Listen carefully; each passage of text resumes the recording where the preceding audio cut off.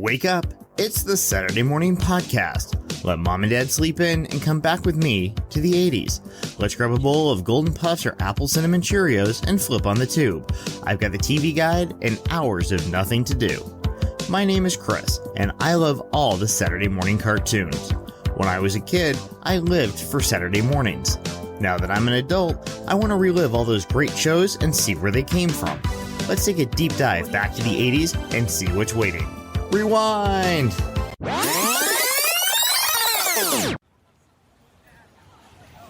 Imagine it's the 80s and your dad just walked out on the family.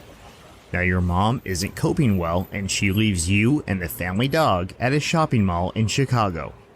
Having nowhere to go, maybe you'd find an empty apartment and become a squatter. It's what happened to Penelope Punky Brewster. She was found by the building superintendent, Henry, and the two struck up a father-daughter relationship.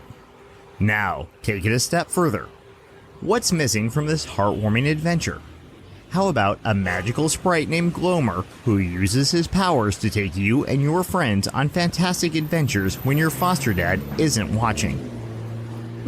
Sounds reasonable. Sit back with your dog Brandon and follow along as we use our punky power to explore the animated world of Punky Brewster.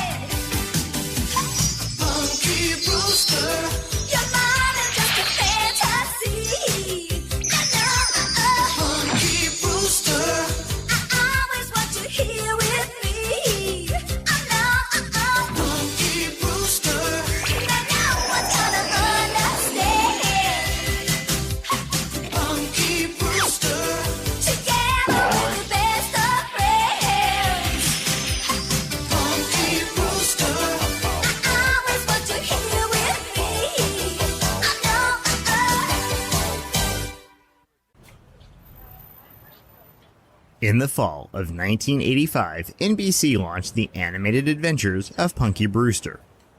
The show followed Punky and her friends through all kinds of adventures. Along with Punky was Brandon, her faithful dog, and Glomer, a magical sprite with various powers and abilities. If one of the gang was constantly getting them into trouble, it was probably Glomer. Penelope Punky Brewster was the tomboy leader of the group and focus of the stories. Her story was a sad one. She was orphaned by her mother after her dad left the family.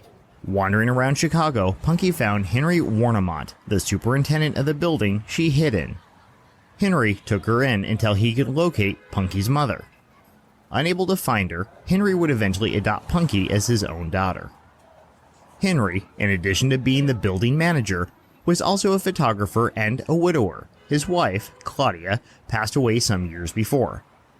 Henry is a notorious cheapskate and constant penny pincher. At the age of 60, Henry may seem blustery and gruff, but it's apparent he cares about Punky and the others around him. Oh yeah, and he's got an affinity for opera too. On the third floor of the apartment building is Cherry Johnson, Punky's best friend. Like Punky, she was orphaned at a young age. When her parents died in a car crash, Cherry went to live with her grandmother. She jokes around a lot, she has a streak of sarcasm in her, she loves to eat, and sports a pink headband. Cherry and Punky pal around on their adventures. With Cherry and Punky being so down to earth, it only makes sense they should have a friend that goes against this. Enter Margot Kramer. She's snooty and snotty and everything the underprivileged Punky isn't. She comes from wealth and has never known the life Punky and Cherry experience on a daily basis. Despite her snobbery, Margot eventually becomes less self-centered, the result of her friendship with Punky and Cherry. Alan Anderson was, how to say this delicately, not that smart. And, unfortunately, because he wasn't too bright, he was constantly getting Punky and friends into trouble. Along for the adventures to wherever the wind swept them was Golden Retriever Brandon. The dog is one of the only links to Punky's past and a reminder of when her parents were together. Lastly, the driving force for misadventure on this series was Gloomer. It's time to talk about the gray elephant in the room. Gloomer came from Shandun, the city at the end of the rainbow. Described as a leprechaun gopher, he's got magical abilities. He can transport Punky and friends to just about anywhere. He gets himself into trouble when he acts before he thinks.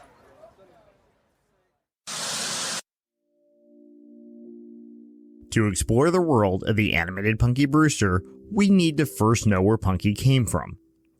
The series was, after all, a spin-off of a popular live-action series on NBC. The original series was created by David W. Duclon, a native of Rockford, Illinois. He started in the entertainment industry in the early 1970s on the television show The Odd Couple, created by Gary Marshall. He made the leap from assistant to writer and worked on other Marshall shows of the time, including Happy Days and Laverne and Shirley. By 1978, he was a producer on the short-lived series The Ted Knight Show. For the next year, Duclon found work as a writer-producer on Makin' It and Working Stiffs before returning to the world of Gary Marshall's sitcoms. He stayed with Laverne and Shirley as a producer before moving over to Norman Lear's camp. His first executive producer credit came on The Jeffersons. Building on this success brought him to Silver Spoons and NBC.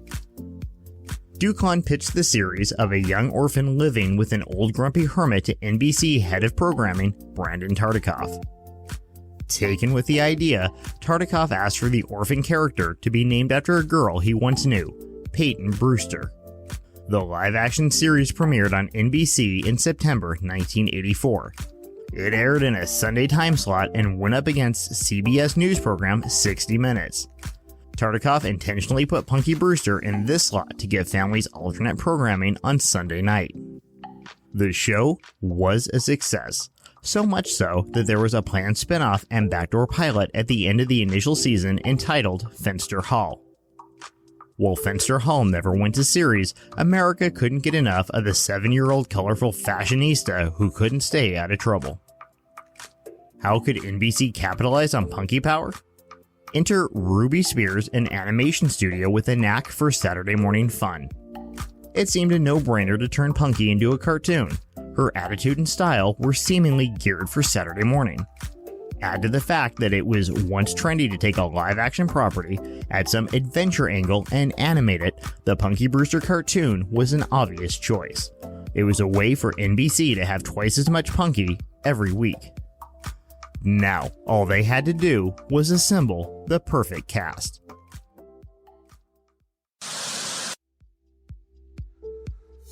As with any good TV show, the cast starts with the main character, in this case, the title character. For the live-action show, series creator David Duclon looked at 1,000 actresses. But it was the plucky attitude of 7-year-old Soleil Moon Frye that caught Duclon's attention. Frye had been an actress since the age of 2. She was determined to be an actress once she saw her father and uncle, both actors, on television. By the time she was cast in Punky Brewster, she had appeared in several TV movies. Frye guest starred in Chips and Different Strokes, two of the most popular shows of the early 80s. To Duclon, she had the acting chops he was looking for.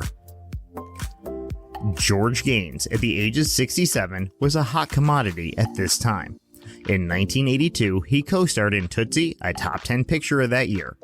Released in 1984 was Police Academy, where Gaines played blissfully ignorant Commandant Eric Lassard. Gaines, born in Helsinki, Finland, fought for the British in World War II, spoke 5 languages, and had been a working actor for 20 years at the time Punky Brewster came along. He was a great addition to the cast as Henry, as he was well known by the viewing audience. Cherry Johnson was cast as Cherry Johnson. At a young age, Johnson was bitten by the acting bug. Her uncle encouraged her to become an actress and even helped to secure her an audition. When the role of Cherry on Punky Brewster came up, she auditioned like any other actress. Was it a coincidence that the character was a lot like the actress, even down to the name? Well, no. After all, her supportive uncle was David Duclon, creator of Punky Brewster. Cherry was Punky's best friend on the show, and the two were often inseparable. Amy Foster started her career on Webster and then guest starred on Fame before appearing in a TV movie version of Cat on a Hot Tin Roof. She won a tap dance competition and then went on to Star Search as a singer, all before the age of 5.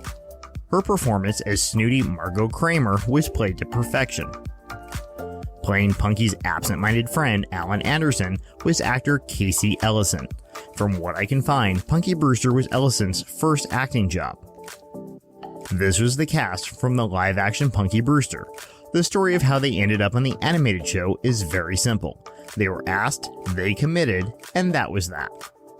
There is only one other addition to the cast for Saturday Morning, a veteran of limited animation, Frank Welker. He provided the voice of Leprechaun Gopher Glomer and the sounds of Punky's faithful dog, Brandon.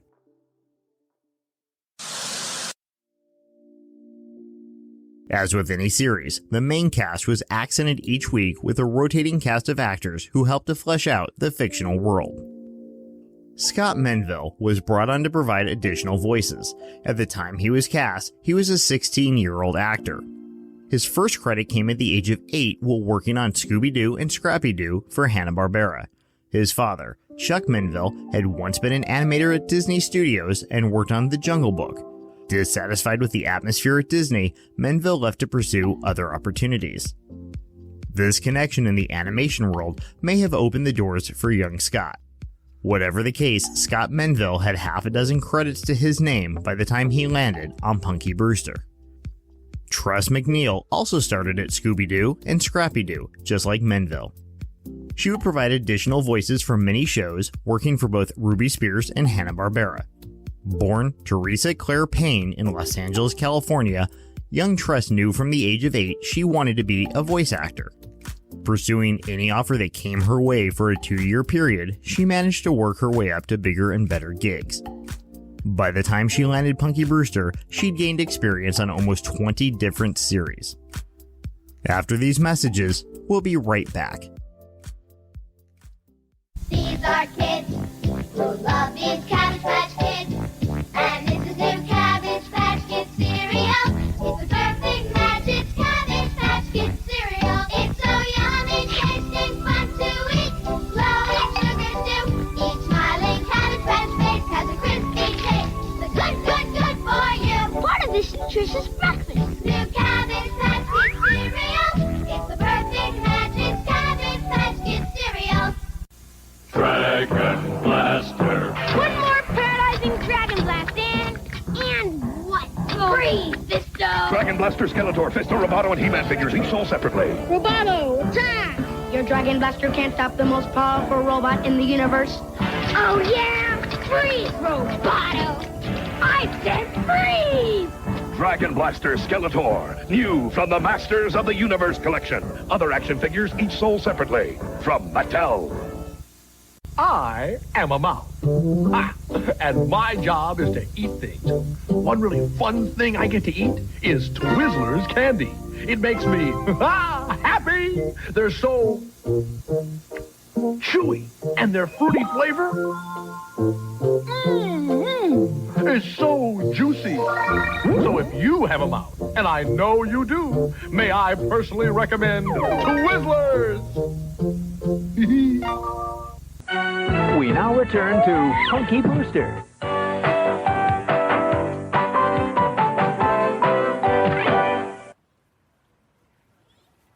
If you watched the premiere of Punky Brewster, the date was September 14th, 1985. Ronald Reagan was the President of the United States. America was listening to St. Elmo's Fire, Man in Motion by John Parr, the #1 song in the land. Moviegoers went to the theaters to see Michael J. Fox and Christopher Lloyd in Back to the Future. On the TV guide were cartoon cowboys advertising this issue as the special fall preview. If you were a kid in 1985, maybe you got up early and got yourself breakfast. Maybe you had a new cereal, like a bowl of Cabbage Patch Kids or Garfield. If you were an NBC kid, you knew that the National Broadcasting Company was holding a special meeting. In fact, it took place in the underground of their Burbank offices. That's right, all the Saturday morning cartoons came together to decide the programming. A 2-page spread in comic books showed characters from all the series in this top-secret area. The copy read, "This fall, tune into NBC on Saturday mornings and find out how much fun you can take before you crack up completely." This was the welcoming committee to welcome Disney's Gummy Bears and the animated Punky Brewster to the weekend. The morning started with the underwater adventures of the Snorks at 8 o'clock, the premiere of the Gummy Bears at 8:30, and then broadcast 90 new minutes of The Smurfs. Punky Brewster came on the airwaves at 10:30 with 2 segments, Punky to the Rescue, followed by The Quarter-Size Quarterback. The opening starts with an upbeat 80s song with Punky on her bike. Punky, in yellow rain slicker, finds a rainbow and then discovers the city at the end of the rainbow, Shandoon. And the weird cat-like inhabitants are fishing, watching their cattle, and churning butter, as all mythical creatures do at the end of the rainbow. But one cool cat with a goatee rushes to the rainbow's edge, pushes through the refracted light like it's cellophane, and finds Funky Punky. But the rainbow goes away, and the creature, Glomer, is left behind. Glomer spreads white dust around Punky, along with her friends that were nowhere in sight. They are now surfing the rainbow. Is that the expression that replaced chasing the dragon? So it's clear that Glomer must be hidden from Henry so comedy can happen. Punky is sentenced to clean up her room to learn to take care of herself. Instead, Glomer snaps his magical fingers and Punky has sidestepped responsibility. Yes! With Glomer's magic, Punky and friends go skiing, start a band, and ride the clouds. There's no limit to what you think you can do when you're hopped up on magic dust. So, the show starts with the episode, Punky to the Rescue. Punky has a problem. There's no money for Henry to pay the rent.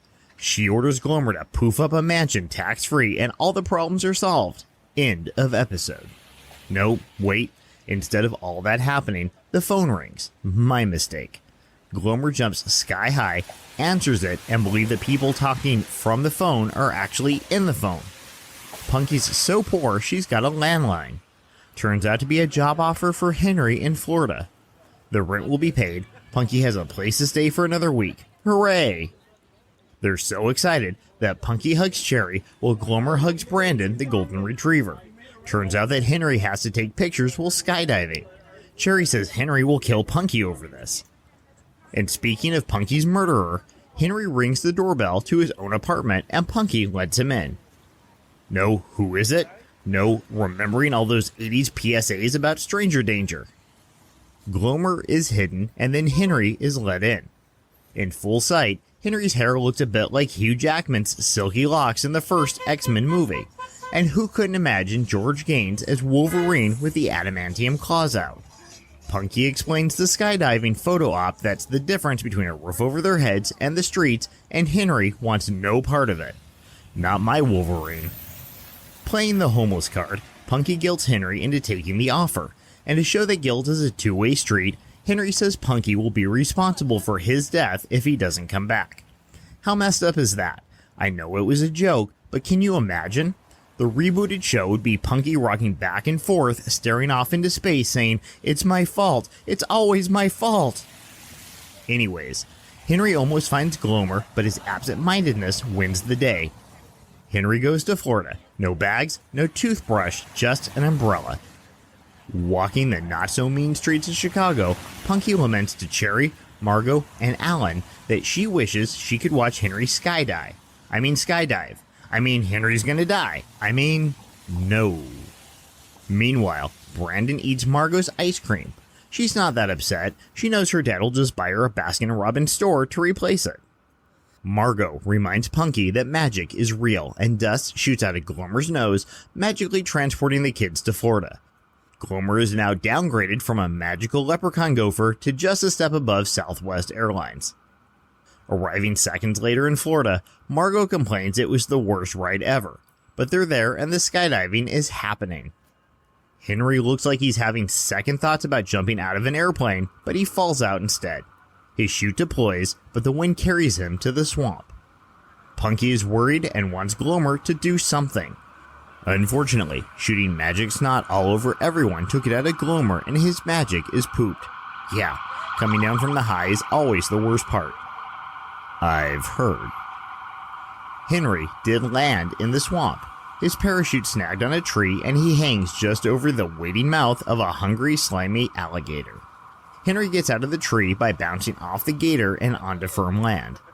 Meanwhile, Punky and gang have wandered into the swamp and Punky is determined to rescue Henry. Deep into the story, Alan says his first line as a monster attacks. Alan says it's like a monster movie he saw where the monster ate the toes of the pretty girls. Quentin Tarantino, I've got a foot fetish horror movie just for you. Being scrappy and street smart, Punky rushes in with her dukes up ready to confront the monster. Just a frog and everyone's safe, though it does terrify Glomer. The kids find huge foot tracks in the swamp and a piece of Henry's jacket. Brandon picks up Henry's scent and barks. Glomer barks too, wanting some kind of attention. The kids find a swamp shack where weird noises are coming from. The kids believe a shack-dwelling swamp monster is eating Henry. So, instead of getting the police, the kids do what kids in the 80s did in this situation. They climb a huge tree, use vines to swing onto the top of the shack, and then proceed to howl down the chimney and stomp on the roof. So childish. The shack starts to shift, and the kids crash through the roof. In the distance, they see a shadowy figure that's making monster noises. They want to rush after the monster, but no one knows what direction it went.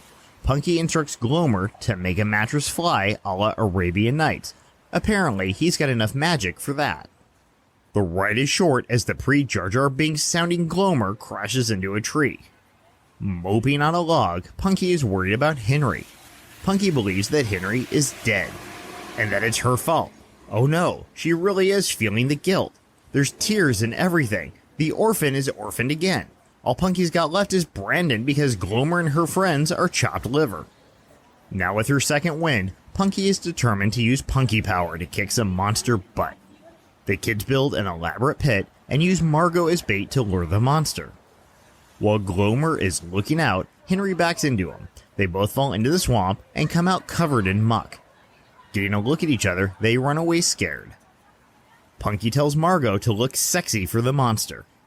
Henry, riding in on a log, clumsies his way into a pit and is hoisted into the air. The kids go Lord of the Flies and display his head on a pike. Just kidding. Were you as surprised to hear that as much as Henry was to see Punky 1,500 miles from home? Bet you weren't. Cherry realizes that there was no swamp monster. The footprints were made by Henry, who tied tree bark to his feet. Back home, Henry makes Punky dress as a 19th century maid and polish all the reflective surfaces. No joke, she's wearing a bonnet and everything. But good news, they have enough money to pay the rent. Must have been a lot of money to skydive and take pictures. But wait, when Henry fell out of the plane, he wasn't taking pictures. And didn't Henry have to pay for the cabin in the woods the kids destroyed? And the mattress? And didn't Henry have to fly Punky and her 3 friends back home to Chicago? Wouldn't it have looked more suspicious to use Glomer's magic? Punky keeps polishing, sticking out her butt as Henry watches. No joke, go back and look, and then call the cops. Next up is the quarter-size quarterback. Punky and the girls go to the park to watch Alan play football. Glomer uses magic to make a sandwich float as Brandon chomps at it. Punky doesn't want the magic to be seen, so Brandon gets the sandwich and Glomer is forced back into the picnic basket. Scrawny little Alan is playing football with older, bigger kids, and they don't want to play football, they want to play Crunch the Quarterback. Even the chunky kid scores on Alan. This game looks far from fair. Looks like Alan is a team of 1 against a team of 3. Not only that, but Alan is terrible. Punky gets into an argument with Bully Lenny as Alan finds himself caught between the two. It's like that scene in Citizen Kane where Mrs. Kane is talking to the banker and Charles is outside trying to be a kid, and he's positioned between the two of them as they decide his future. Is Punky Brewster the Citizen Kane of Saturday mornings? No, it's not. So Punky argues that Alan could grow up to play for the 1985 Super Bowl winning Chicago Bears. The other kids, with one foot in the future, say that Alan could only play for the Bears if they sucked. I guess it's possible that Alan Anderson could grow up to play for the Bears in the 90s. I mean, have you seen the Bears play lately? Sorry, Chicago. Punky picks Alan up from the ground and declares her personal mission is to see Alan play for the Bears. Sorry, Chicago. At practice, Alan can't catch the ball. His belt snaps, his pants slide down, his heart-printed underwear are showing, and Margot is laughing at him. If this isn't proof he's ready for the Bears, I don't know what is. Glomer spreads his magic all over Alan, and the boy feels strange. But now he can catch the ball with one hand while the other holds his pants up. Then he throws the ball and practically knocks down a tree. He throws it so hard, his pants are fixed. He might be ready to turn pro. At the stadium, Punky introduces the Bears coach to Alan, but the Bears don't let kids play. Brandon interrupts practice to steal the ball and give it to Alan. The kid throws it at the coach, knocking him into the Bears, and they all fall over like dominoes. Alan suits up for a play and runs the ball in himself. The coach is impressed, and he'll see if he can get the NFL to break their rules on age. At home, Punky calls the bully to brag that Alan is playing for the Bears tomorrow. Henry says something came over him, and he bought the gang tickets to go see the Bears play. I hope they're inexpensive nosebleed seats. I'd hate to see Henry blow their skydiving money and not be able to pay the rent. That night, Punky thanks Glomer for giving Alan this new career. But there's a problem. Glomer's magic has a time limit. When it wears off, Alan will be terrible again. Playing for the Bears, do you think anyone will notice? Punky paces her room trying to figure out a workaround. Her solution? To get Alan out of the game. Back at the stadium, it's game day. Henry sits with Margot and the bullies as Punky and Sherry are off somewhere else. I have to ask, did Henry pay for the bullies to come too? There goes more of that precious skydiving money. And the stadium, instead of having stadium seating, they have these weird benches, like the stadium put in couches so everyone would feel like they were at home. In the locker room, Punky finds that Alan is his klutzy self again. She tries to warn him the magic has worn off. Alan doesn't believe Punky. He's gonna play, but then proceeds to put his helmet on backwards. Punky kidnaps Alan in a laundry cart and comedy ensues. The cart becomes a runaway like the minecart in Temple of Doom, and Alan bursts out onto the field. Punky points out how terrible he is, but Alan still needs to join the game. It's his destiny. Punky throws Alan the ball, he fumbles and crashes to the ground. The coach levels with Alan. He couldn't get the NFL to change their age laws. Alan can't play. Why the coach didn't tell this to Alan in the locker room before he suited up is beyond me. To impress the bullies, Punky convinces the coach to let Alan be the water boy, but the klutz messes that up, tripping over a helmet and dumping water on his head. The end.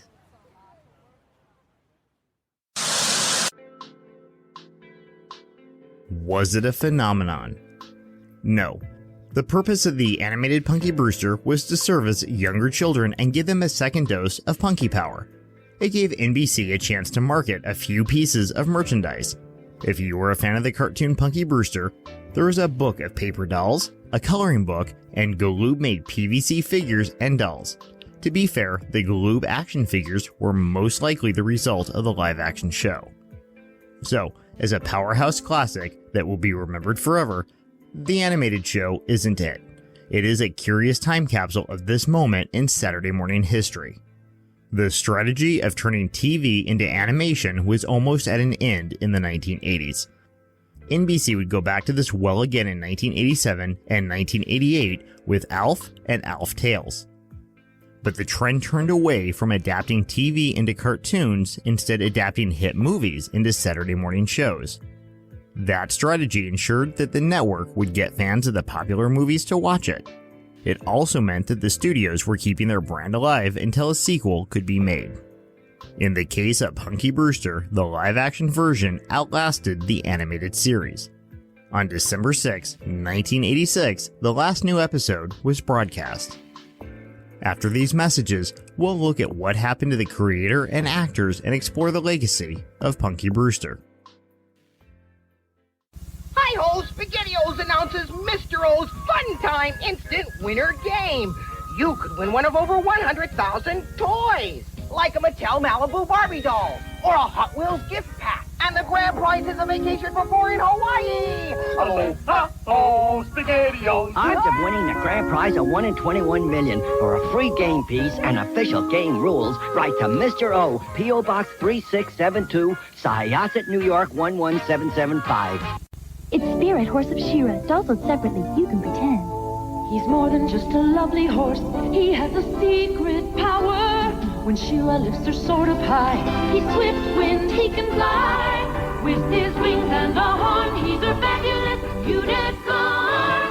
The fate of the world is flying with you, Swift Wind, Princess of Power. Swift-Wind Horse from the Princess of Power collection. Shira dolls sold separately. New from Mattel.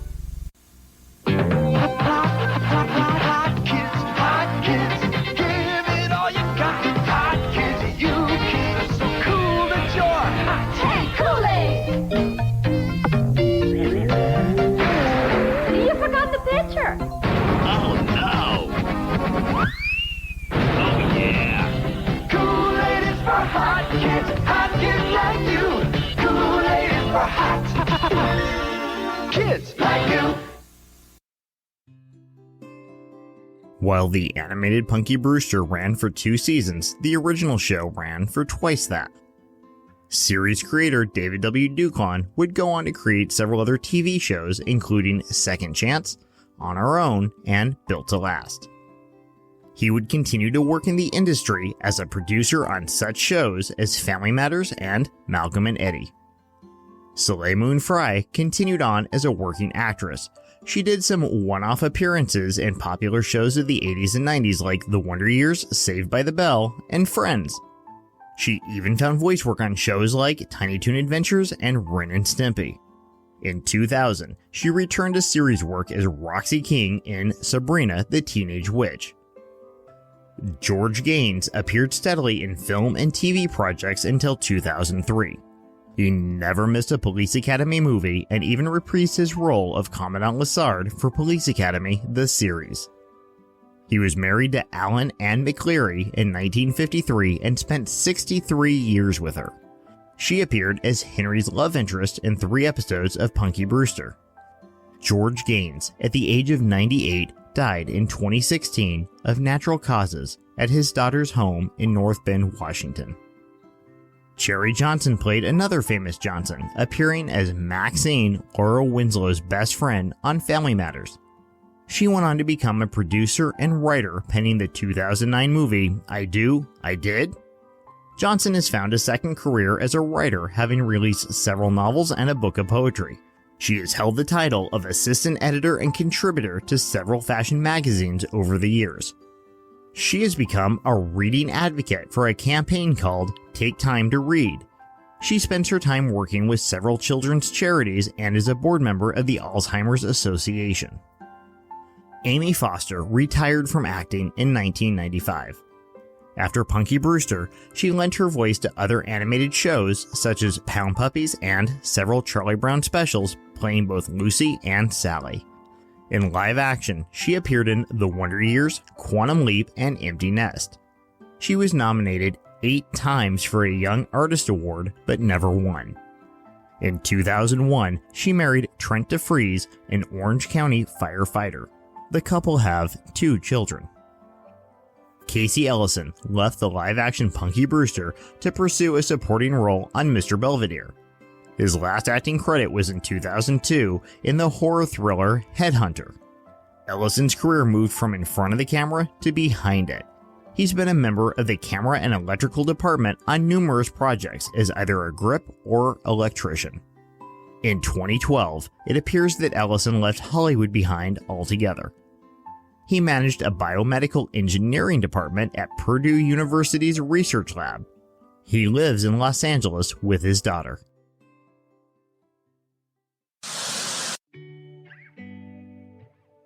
The legacy of Punky Brewster isn't really the legacy of the animated series.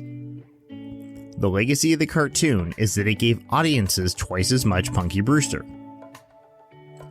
It it is a part of the legacy of the overall show. To me, Punky Brewster was an eye-opener that people could so callously abandon their children. While Punky wasn't a documentary, there was a great deal of truth to it. People who couldn't cope with being a parent walked out on their families. Kids were found and placed in foster homes. That sad fact was what inspired David Duclon to write the series in the first place. In the years since Punky Brewster, the series has been fondly remembered as a piece of 80s Americana. Who could forget Punky Power? Who could ever unsee the way Punky dressed? Everything about her screamed 80s, from the clothing to the attitude. She was right in line with the type of sarcastic children John Hughes would write and direct. The 80s was the decade of kids acting like adults and appearing smarter than the older folk. While we might have forgotten about Punky and friends over the years, they had a way of popping back up from time to time. When the live-action series debuted on DVD, I remember seeing it come with bonus episodes of the animated show. As of this episode in 2020, NBC is planning on launching a streaming service called Peacock. As part of that platform, NBC is reviving several of their classic shows, and an updated Punky Brewster is among them. While in pre-production at the moment, I know it will star Soleil Moon Frye and Cherry Johnson reprising their iconic roles. Punky is now a single mom with 3 kids and a dog. Cherry is a social worker as a result of her friendship with Punky. Now is the time that the kids of the 80s can share Punky with their own kids. More than 35 years have passed since NBC introduced the world to this adorable orphan. Punky may not have changed the world, but she is still a part of it in her own special way. Maybe the world was blind in 1984. Or just a little unkind, don't know. But I'd like to think that Punky Brewster brought a little light to brighten us all up. Until next time, thanks for tuning in.